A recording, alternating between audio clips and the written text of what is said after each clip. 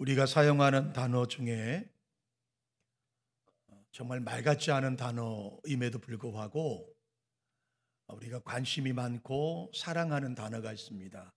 그 단어가 만약에라는 말입니다. 만약에. 여러분, 만약에라고 하는 말을 국어사전을 찾아보았더니 혹시 있을지도 모르는 어떤 경우의 수라고 하는 거예요. 혹시 있을지도 모르는 뜻밖의 경우가 바로 만약에라는 말입니다. 여러분, 제가 만약에 여기로 오지 않았다면, 여러분이 만약에 드림교회를 나오지 않으셨다면, 여러분이 만약에 어떤 일이 있었다면, 자, 오늘 설교 본문으로 돌아가 보면, 여러분, 만약에 우리가 돌아갈 수 있다면 여러분이 풋풋하던 청소년 시기로 돌아가시면 어떨 것 같습니까? 만약에 청소년 시절로 다시 돌아가면 여러분 어떤 마음이 드실까요? 아마 철부지였지만 아마 그래도 순수한 마음을 가지고 있던 그 시절이 우리가 청소년 시절이 아니었을까요? 아니, 만약에 여러분 우리가 다시 과거로 돌아갈 수 있다면 여러분 어느 시대로 돌아가 보고 싶으십니까? 어떤 분이 저보고 홍 목사는 다시 젊어지면 좋을 것 같아? 아니요. 저는 지금이 너무 좋습니다. 돌아갈 수도 없겠지만 돌아가고 싶은 마음이 추워도 없습니다. 지금이 훨씬 좋고 지금의 나이가 훨씬 좋고 지금의 상황이 훨씬 행복합니다. 아마 여러분 청소년 시기에 어려움을 겪었던 사람들이 있다면 아마 청소년 시절이 그렇게 풋풋하지도 않았을 거라고 생각이 들어요. 끔찍한 학대를 경험했거나 또 어릴 때 어떤 친구와의 관계가 불행했거나 그래서 어쩌면 만약에 우리가 청소년 시절로 돌아간다면 떠올리고 싶지 않은 싫지 않다고 생각하는 분들도 계실 거라고 생각이 됩니다. 여러분, 청소년 시절은요 사실은 불안한 시대입니다. 청소년 시절은 위험한 시절입니다. 왜냐하면 청소년 시절은 성장통을 앓기 때문에 그렇습니다. 청소년 시대는 꿈도 많아요. 생각도 많아요. 하고 싶은 것도 많아요. 그러나 실제로 할 수 있는 게 아무것도 없어요. 그게 바로 청소년 시절이에요. 여러분, 이런 갈등 때문에 그 시절을 지나가고 있는 사람들을 향해서 특이한 병이 하나 있다고 그러죠. 그게 중2병이라는 겁니다. 중2병은요 대책이 없대요. 중2병은 어떻게 해볼 수가 없어요. 이 중2병의 시기에는요 부모님의 간섭을 들으려 하지 않습니다. 부모님으로부터 해방되고 싶은 충동이 끊임없이 일어나는 것이 중2병의 증상이라고 하는 거예요. 청소년 시기가 바로 그렇다는 겁니다. 여러분, 우리 인간에게만 청소년이 있을까요? 아니에요. 동물, 짐승에게도 청소년 시기가 있습니다. 부모의부터 간섭으로부터 벗어나려고 하고 부모님의 통제를 벗어나려고 하는 것들이 짐승에게도 있다라고 하는 겁니다. 여러분, 인간 못지않게 동물들도요 자식을 끔찍하게 사랑합니다. 여러분, 종종 TV에서 방영되는 여러분 그 짐승들, 동물들을 보십시오. 특별히 강아지를 보십시오. 며칠 굶은 어미개가 말입니다. 한 사람이 떡을 건네주었더니 고기를 건네주었더니 그걸 입에 물고 막 뛰어가는 거예요. 그래서 그 강아지 뒤를 막 뛰어가 봤더니요 산속에 강아지들이 있는 거예요. 자기는 배가 고픈데 강아지들에게 먹이려고 그 배고픔을 참더라는 겁니다. 짐승도 그렇더라고 하는 거예요. 어느 일정 기간이 지나면 짐승들은 새끼들을 이제 띄어냅니다.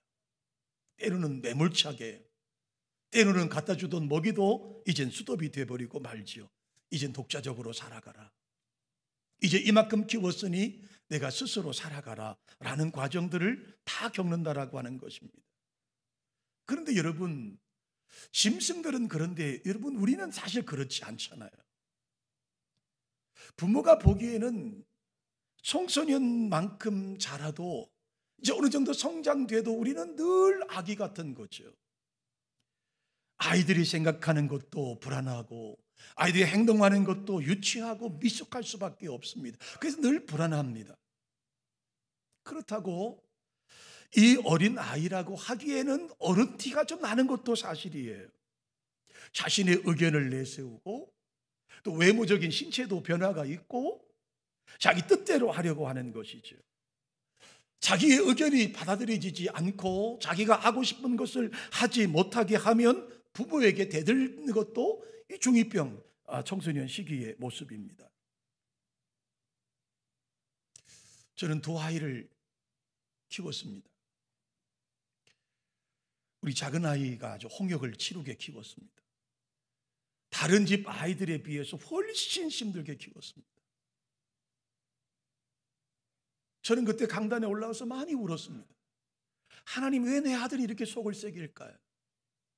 왜 내 자식이 이렇게 말을 듣지 않을까요?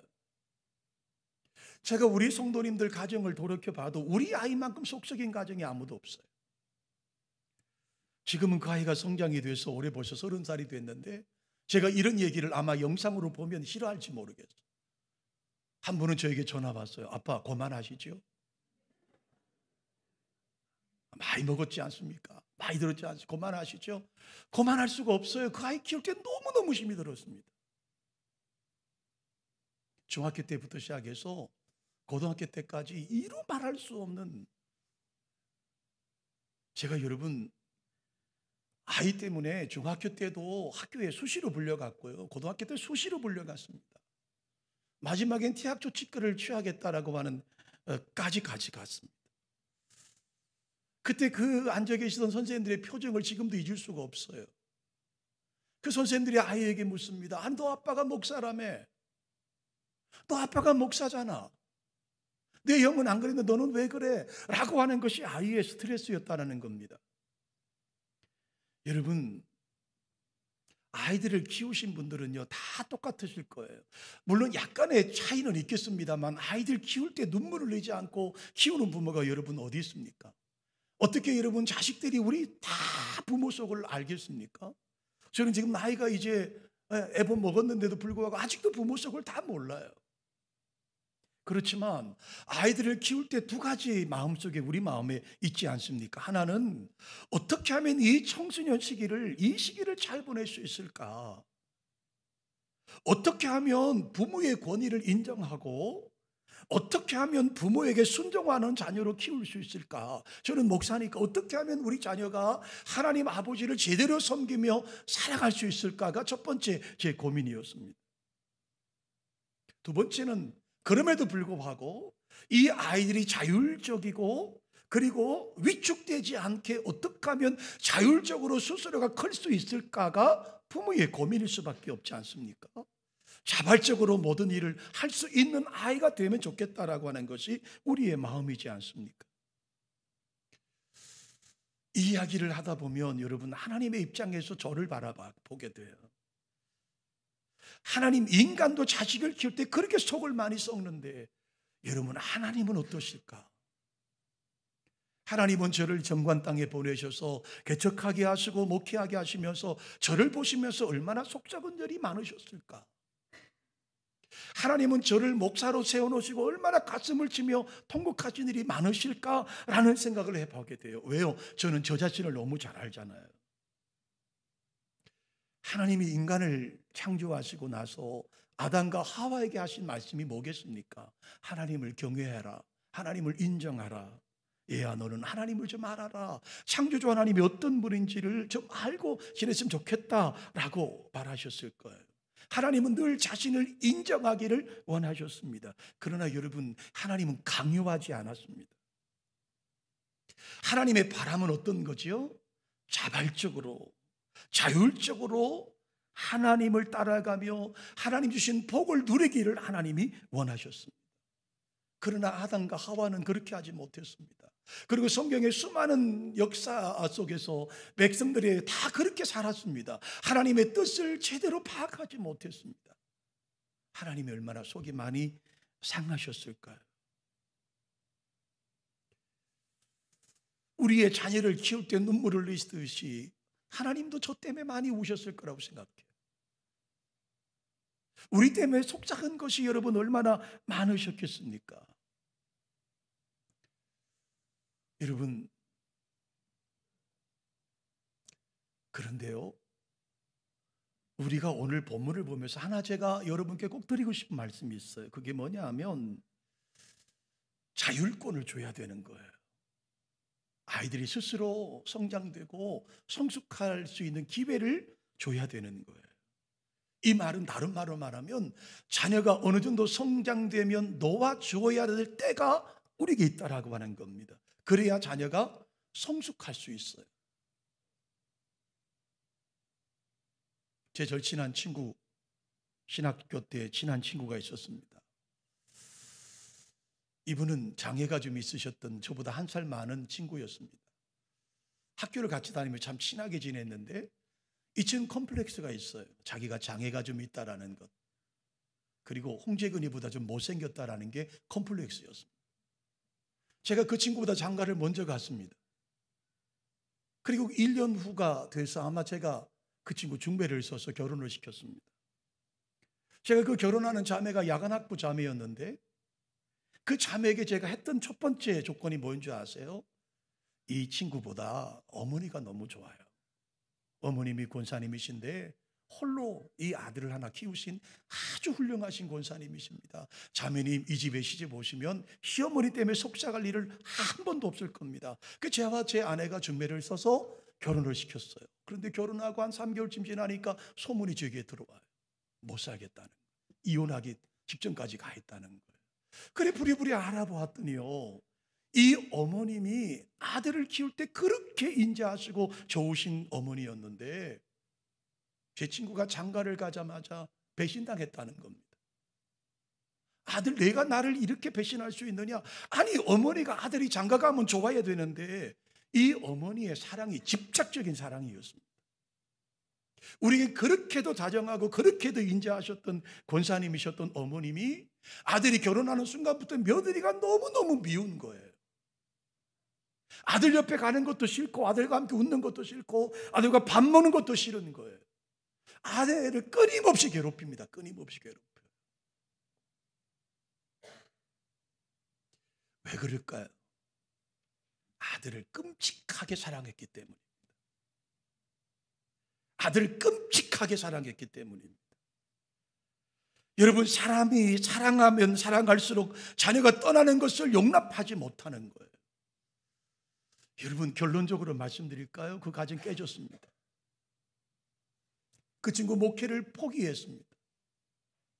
결국 이혼했습니다. 그 권사님 결국은 불행하게 생을 마감하셨습니다. 그 권사님 돌아가실 때 제가 장례 치렀거든요. 제가 집전을 했는데요, 정말 불행하게 인생이 끝났습니다.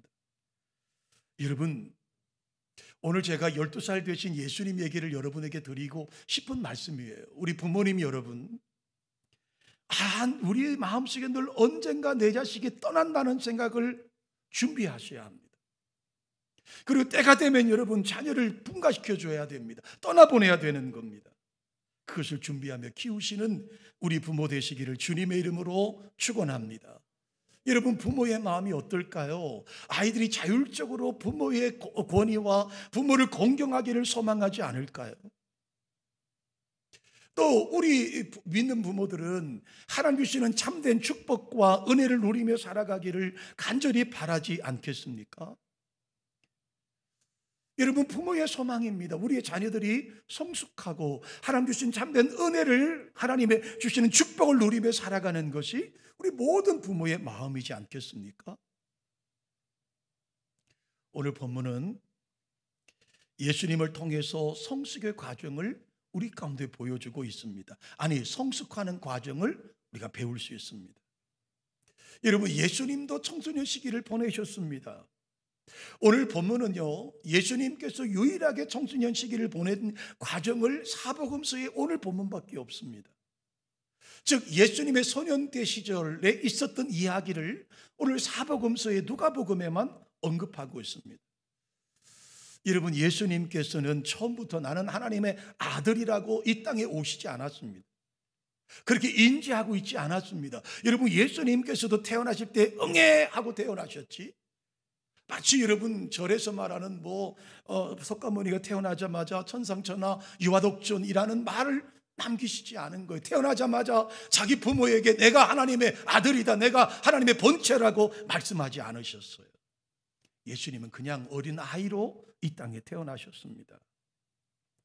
응애하고 우는 것으로 자신의 감정을 표현하는 어린 아이에 불과하셨습니다. 그렇게 그분이 그렇게 아이로 출생하신 거예요. 그리고 성장해 가십니다. 키가 자라고 지혜가 자라고 또 하나님과 사람들이 칭찬 듣는 사람으로 성장됐다고 말씀하고 있습니다. 그러니까 여러분, 예수님도 아기로 태어나셔서 지금 그 과정을 밟고 계시다라고 하는 사실입니다. 그런데 오늘 본문은 그 예수님의 청소년기, 오늘 우리라 말하면 중2병의 나이쯤 됐을 때의 이야기 한 토막을 우리 가운데 남겨놓았습니다. 그리고는 예루살렘 성에 올라가셔서 랍비와 함께, 어른들도 항상 하기 어려운 랍비와 함께 듣기도 하고 말씀하셨는데 그 모습을 보고 사람들이 기이하게 여겼습니다. 그의 지혜로운 답변과 그의 랍비와 대화하는 모습을 보고 기특하게 여겼다고 성경은 말씀하고 있지 않습니까? 어떻게 이것이 가능했을까? 이것이 어떻게 이렇게 어린 12살 된 예수님이 이렇게 성숙한 신앙인의 모습으로 살 수 있었을까? 첫 번째는 그에게는 좋은 부모가 있었습니다. 예수님이 성장하고 예수님이 성숙하는 데 있어서는 결정적으로 좋은 아버지와 좋은 어머니가 그에게 있었습니다. 여러분, 유명한 독재자인 히틀러와 스탈린 같은 사람들을 연구한 사람들의 그 대표적인 공동적으로 하는 말이 있습니다. 그들이 그렇게 독재자가 되고 수많은 사람을 생명을 파리 목숨도 여기지 않은 그런 삶을 살 수밖에 없었던 이유 중에 하나는 그들이 어렸을 때 부모님으로부터 학대를 당했다는 겁니다. 지독하게 매를 맞고 지독하게 학대를 당했다라고 하는 겁니다. 그 어릴 때 부모님으로부터 받은 학대가 그들이 성장되면서 보복적인 심정으로 수많은 사람을 죽이는 악한 독재자를 만들어버렸다고 이구동성으로 말하고 있습니다. 물론 여러분, 어렸을 때 부모에게 매를 맞았다고 다 그렇게 빗나가는 것은 아니죠. 누군가가 그 아이를 케어해주고 누군가가 아이를 사랑했다라고 한다면, 부모 대신 누군가가 사랑을 베풀어 주었다면 그는 삐딱하게 나가지 않았을 겁니다. 그런데 여러분, 많은 독재자들이, 또 많은 불량자들이 어릴 때 치유되지 못한 상처들을 가지고 있다라고 하는 것이죠. 그러므로 여러분, 오늘 우리에게 신앙의 부모가 있다라고 하는 것은 굉장한 축복입니다. 굉장한 축복이에요. 여러분, 바로 그 축복을 주님이 지금 누리고 계신 거죠.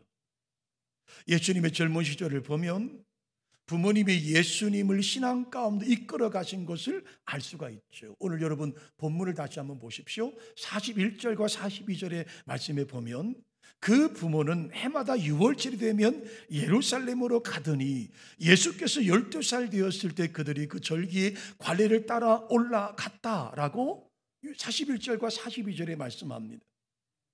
여러분, 유대 율법에 의하면 이스라엘 남자들은 반드시 3가지의 절기 때는 예루살렘에 올라가야 합니다. 첫 번째가 6월절이요, 두 번째가 오순절이요, 세 번째이 초막절입니다.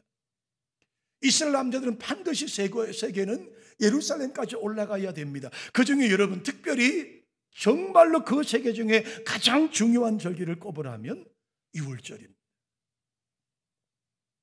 6월절은 무슨 일이 생겨도, 어떤 일이 있어도 예루살렘에 올라가야 합니다. 그리고 예루살렘에 올라가서 일주일 동안을 머물면서 이 성전 제사를 드려야 되는 것이죠. 여러분, 유대인 남자가 6살이 되면 쇠마라고 하는 신명기 6장에 너는 들으라 라는 말씀처럼 말씀을 배우기 시작합니다. 그리고 시편의 말씀을 암송하기 시작합니다. 그게 6세 때의 이야기입니다. 10살이 되면 율법의 해석서인 미슈나라고 하는 것을 읽고 배우게 되지요. 그리고 13살이 되면 본격적으로 율법을 정식적으로 배우는 나이가 되는 것이죠. 그때를 율법의 아들이다 이렇게 말합니다. 보통 부모님들은 이 자녀가 아들이 보통 12살 아니면 11살, 그러니까 율법의 아들 13살부터 본격적인 율법을 공부하기 전에 1, 2년 전부터 예루살렘에 데리고 올라간다는 겁니다. 왜요? 미리 좀 가서 보고 배우라는 의미였겠죠. 예수님도 13살이 되기 한 해 전인 12살 때 부모님의 손을 붙들고 예루살렘 성전에 올라가게 됩니다. 아마 예수님의 어머니, 아버지의 마음이 어떠하셨겠습니까? 예수님에게, 이 아들 예수님에게 신앙을 전승해 주고 싶고 예루살렘의 그 거룩한 제사를 보여주고 싶은 마음이 간결했을 거예요. 하나님을 경험하게 하고 하나님을 만나는 경험을 하게 하고 싶었던 것이 그 부모님의 마음이었을 거예요. 여러분, 예수님의 부모님이 그러셨다면 우리들은 어떠하시겠습니까? 여러분은 자녀를 신앙교육을 어떻게 시키고 계십니까? 자녀의 신앙은요, 사실 우리 부모의 책임입니다. 제가 서두에 저희 작은 아이가 빗나갔을 때 저를 얼마나 자책하는지 몰라요. 아이를 바라보면서 그리고 제가 내린 결론이 하나 있었어요. 학교에 제가 수시로 불려갔거든요. 선생님들을 주임 선생님부터 시작해서 과장 선생님, 학년 부장 선생님, 교감 선생님, 교장 선생님을 다 만나봤습니다. 그럴 때마다 제가 항상 했던 말이 있습니다. 제 아이는 불량자가 아닙니다. 제 아이는 지금 바람을 타서 조금 심하게 요동칠 뿐이지 결코 불량자가 아닙니다. 그때마다 선생님들이 저에게 하셨던 말씀이 뭔지 아세요? 그게 문제라는 거예요. 당신의 아들은 불량자인데 아빠는 왜 불량자로 인정하지 않느냐는 거예요. 여러분, 어느 부모가 자기 자식이 불량자라고 인정할 부모가 여러분 어디 있겠습니까? 그리고 끝없이 기도하는 거죠. 끝없이 기도하는 거예요. 기도의 눈물에 소망이었습니다. 그 아이가 군대 가기 바로 전날 저와 면담을 신청했습니다. 엄마와 형도 나오지 말고 아빠와 단둘이 하고 싶은 얘기가 있다. 그리고 드디어 저에게 무릎을 꿇었습니다. 아빠가 참 부끄러우셨을 텐데 한 번도 선생님들에게 나를 불량한 아이로 봐주지 않아서 감사하다. 제가 더 이상 아빠 속을 썩이지 않겠습니다. 군대 갔다 와서 좋은 아들이 되겠습니다. 여러분, 그러면 된 거 아니겠어요? 그럼 끝났잖아요. 그동안에 몇 년 동안의 수모와 몇 년 동안의 고생과 몇 년 동안의 눈물과 몇 년 동안의 애끄름이 그것으로 끝났습니다. 저는 여러분, 제 아들이 강원도 고성에서 군대 생활을 했는데요, 입대하는 날부터 시작해 제대하는 날까지요, 한 주간의 편지를 3통 이상 보낸 것 같아요. 여러분, 이틀에 한 번씩 아들에게 편지 쓴다는 게 쉬운 것 같습니까? 할 얘기가 없어요. 할 얘기가. 이틀 전에 편지 또 쓰려니까. 그래서 성경 구절도 써서 보내주고 야구 얘기도 써서 보내주고. 제대할 때 대대장님이 저희 아들을 부르더랍니다.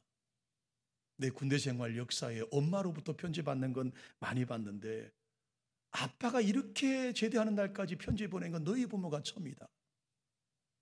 아빠에게 가서 잘해라. 여러분, 저는요 지금 목회하면서 필요한 게 있으면 작은 아들에게 전화합니다. 그리고 절대 사달라는 말을 안 합니다. 이렇게 말하죠. 야, 내가 이번에 허리띠가 필요한데 내가 꼭 사달라는 말은 아니다. 근데 인터넷 보니까 어느 제품이 이만한 가격이 참 이쁜 게 있더라. 그걸 끊습니다. 지난주에도 그렇게 전화를 했습니다. 아빠 허리띠가 내가 인터넷 보니까 어디가 너무 멋있더라. 그리고 끊었습니다. 그리고 어제 허리띠가 왔어요. 여러분, 그게 부모예요, 부모. 사실 아이들이 성장되는 데 있어서 부모의 영향력을 결코 무시할 수 없는 거예요. 여러분, 사실 부모는요, 아이들에게 자율권을 주려고 합니다. 너희 스스로 한번 해봐라. 너희가 실패도 좋다. 스스로 한번 해봐라. 라고 하는 마음을 주지 않습니까? 그러나 여러분, 이 자율성만큼 위험한 게 없습니다. 스스로 알아서 잘하면 문제가 되지 않지만 이게 여러분 잘못되면 방종이 되고 때로는 다른 사람을 향한 위협적인 행동이 될 수 있는 것이 자율성이라고 하는 거예요. 그런데 여러분, 제가 성경을 보면서 그리고 오늘 본문을 풀어가면서 예수님의 어머니와 아버지의 모습을 돌이켜보니까 이 예수님의 아버지 어머니는 이 어린 예수 12살 된 예수에게 아마도 저는 자율성을 줬을 거라고 생각을 합니다. 예루살렘에 왔습니다.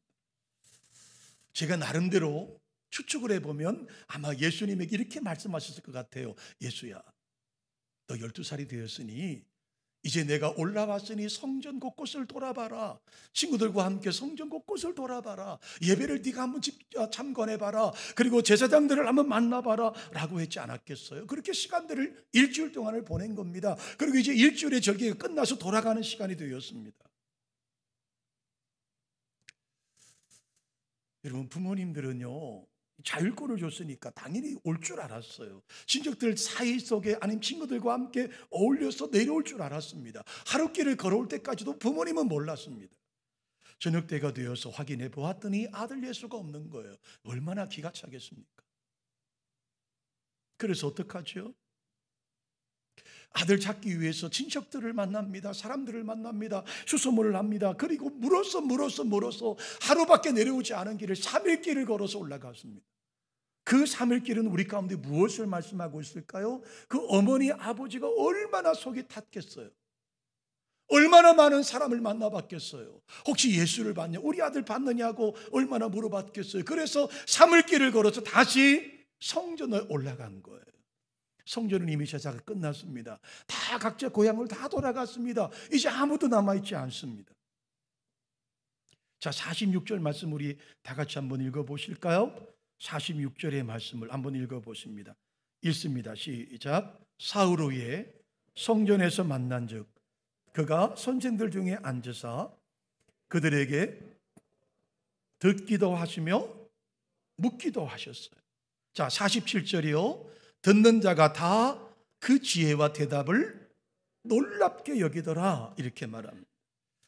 여러분, 예수님을 드디어 찾았습니다. 3일 만에. 얼마나 부모님이 여러분 마음이 놓였겠어요. 그런데 오늘 본문을 보면 아마 우리들 심정과 똑같지 않았겠습니까? 어머니 마리아가 화가 났겠죠. 화가 났을 겁니다. 사흘 동안 자식의 소식을 알 수 없었던 그 마음을 돌이켜 보시자고요. 그래서 부모의 마음이 어땠겠습니까? 애간장이 탔지 않았겠습니까? 예수님 어머니도 마찬가지셨을 거예요. 그래서 28절에 보니까 아이야, 어찌 우리에게 이렇게 했느냐? 내 아버지와 내가 너를 찾느라고 얼마나 수고했는지 아느냐고 이야기합니다. 너 어찌해서 이랬느냐? 너 어찌하여 이랬느냐? 라고 아들 예수에게 묻습니다. 사실 이 말은 묻는 것보다는 꾸지람이 더 컸을 거고 아마 화가 났을 것 같아요. 그렇지만 한편으로는 어머니의 눈에 띄었던 그 12살 먹은 예수, 아들 예수는 대견스럽게도 여러분 랍비와 함께 앉아서 듣기도 하고 질문하는 모습을 본 어머니 마음이 여러분 어떻겠어요? 얼마나 대견했을까요? 랍비들과 막힘없이 대화하는 그 모습을 바라보던 그 어머니의 마음이 여러분 얼마나 신통하고 예뻤겠느냐고요. 마리아가 예수님에게 그렇게 말하지. 어찌하여? 아들아, 어찌하여? 이렇게 묻는 어머니를 향하여 예수님께서 뭐라고 대답합니까? 아니, 어찌하여 나에게 이렇게 묻습니까? 어머니, 어찌하여? 라고 묻습니다. 예수께서 이르시되 어찌하여 나를 찾으셨나이까? 내가 아버지 집에 있어야 될 줄을 알지 못하셨나이까? 여러분, 어떻게 보면 마치 중2병에 걸린 예수님이 청소년기에 있던 그 예수님이 어머니에게 반항하는 것처럼 보일지 모르겠습니다. 아들과 어머니의 충돌하는 모습처럼 보일지 모르겠습니다. 어머니의 꾸지람에 대꾸하듯이 대꾸하는 예수님의 모습으로 보일지 모르겠습니다. 그러나 여러분, 많은 주석가들은 이 본문을 그렇게 해석하지 않습니다. 어머니와 아들의 충돌은 아니었을 거라고 해석을 합니다. 왜냐하면 성경은 어머니 마리아가 예수님께서 하신 말씀을 어떻게 해요? 가슴에 새겼다, 이렇게 말씀하고 있지 않습니까? 아마도 제 표현으로, 우리 부모의 심정으로 이 본문을 해석한다면 이랬지 않았겠어요? 그래, 맞아. 아들아, 내가 의지할 사람은 우리가 아니라 우리보다 크신 창조주 하나님이셔.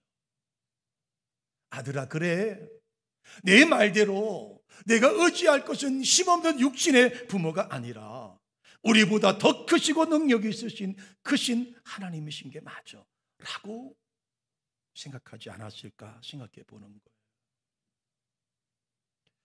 그리고 성경은 그렇게 끝내지 않습니다. 51절의 말씀에 보면 예수께서 함께 내려가시죠. 나사렛에 이르러 순정하여 부모님을 받들어 가고 있는 것을 볼 수가 있는 거예요. 여기까지를 우리가 볼 때 이렇게 12살밖에 되지 않은 예수님께서 이렇게 될 수 있었던 것은요, 부모님의 역할입니다. 여러분, 밥상머리 교육이 중요하다고 하지 않습니까? 아이들과 식사를 하면서 부모님들이 아무렇지도 않게 교회 흉을 보거나 교회 욕을 하거나 교회 부정적인 얘기를 한다고 생각해 보십시오. 그 아이들이 어떤 영향을 받을까요? 우리는 아무렇지도 않게 당연한 이야기를 부모와 나누었는데 그 이야기를 듣는 자녀들은 어떻겠느냐. 저는 이 12살 되신 예수님께서 성전에서 랍비들과 앉아서 대화하시는 장면을 보면서 그 이면 속에 있는 그 아버지 요셉과 어머니의 교육이 얼마나 아름다웠을까를 추론해 볼 수 있는 것이죠. 얼마나 아빠와 엄마가 예루살렘 성전을 아름답게 묘사를 했고, 그 성전에 계신 랍비들을, 그 스승들을 얼마나 아름답게 포장했다면 그 12살밖에 되지 않은 예수님께서 성전에 올라가서 그들과 대화할 수 있겠느냐는 겁니다. 두 번째로 여기 저는 본문을 통해서 하나 여러분께 꼭 드리고 싶은 메시지가 하나 있습니다. 이렇게 예수님께서 성장하고 성숙하신 데는 그 부모님의 교육열이었어요. 그게 뭐냐 하면 예수님께서 지금 랍비와 대화를 합니다. 12살밖에 안 되신 분이, 제가 말씀드렸죠. 태어날 때부터 나는 하나님이라고 인지를 갖고 계신 분이 아니라고 했잖아요. 그렇다면 그 예수를 가르친 분은 부모님이셨어요. 아버지와 어머니의 신앙이었다고요. 그런데 그가 그렇게 성숙하고 성장할 수 있었던 것은 무엇이냐면 부모님의 교육이었습니다. 그 교육 중에 하나가 뭐냐면 바로 공감적인 직관과 감정이입이라고 하는 거예요. 저도 이것을 어느 책에서 보아서 여러분에게 말씀드리는 겁니다. 철학자인 칼 퍼퍼라고 하는 사람이 어떤 새로운 것을 이해하는데 가장 좋은 방법이 있다면 그것은 공감적인 직관과 감정이입이다, 이렇게 말했어요. 이걸 우리 식으로 성경적으로 이야기를 하면, 여러분 성경을 읽으실 때 그 성경의 사건을 나를 대입해 보시라는 말입니다. 모세 이야기를 읽으실 때 거기에 나를 대입해 보십시오. 내 감정을 이입해 보시라고. 베드로 이야기를 들을 때 베드로의 마음으로 그 속에 들어가 보시라고. 나 같으면, 내가 이때 있었다면 나 같으면 어떻게 했을까를 들어가 보셔야 되는 거예요. 그래야 성경이 내 것으로 되는 거예요. 저는 그 부모님의 교육이 바로 그랬을 거라고 생각합니다. 그 예수님을 12살까지 키웠던 아버지와 어머니는 이 공감적인 직관과 감정적인 이입이 분명히 있을 거예요. 말씀을 가르치면서 예수님께서 그 말씀 속에 들어가도록 훈련시켰을 거라고 저는 생각이 들어요. 이게 아니었다면 그는 결코 성전에 올라가서 선생들과 랍비들과 그렇게 대화할 수가 없을 거라고 제가 생각이 돼요. 사랑하는 성도 여러분, 오늘 저는 올 한 해 우리 교회가 성숙하고 성장하는 교회가 되는 은혜가 있기를 주님의 이름으로 축원합니다. 우리의 신앙이 더 성숙해지기를 소망합니다. 우리의 교회가 더 성장되기를 주님의 이름으로 축원합니다.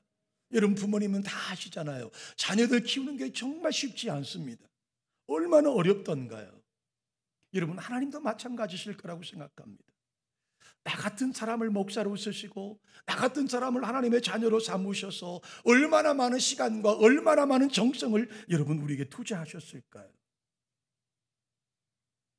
하나님은 두 가지를 우리에게 원하십니다. 그걸 성숙이라고 말하죠. 하나님이 하나님 되심을 믿는 거예요. 하나님 되심을 믿는 거.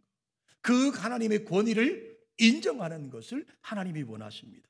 또 하나, 하나님은 그렇게 우리에게 내가 하나님을 인정하고 하나님의 권위를 인정하라고 말씀하시면서 강압적으로 하지 않습니다. 자율적으로 너희가 스스로 알아가도록 말씀하십니다.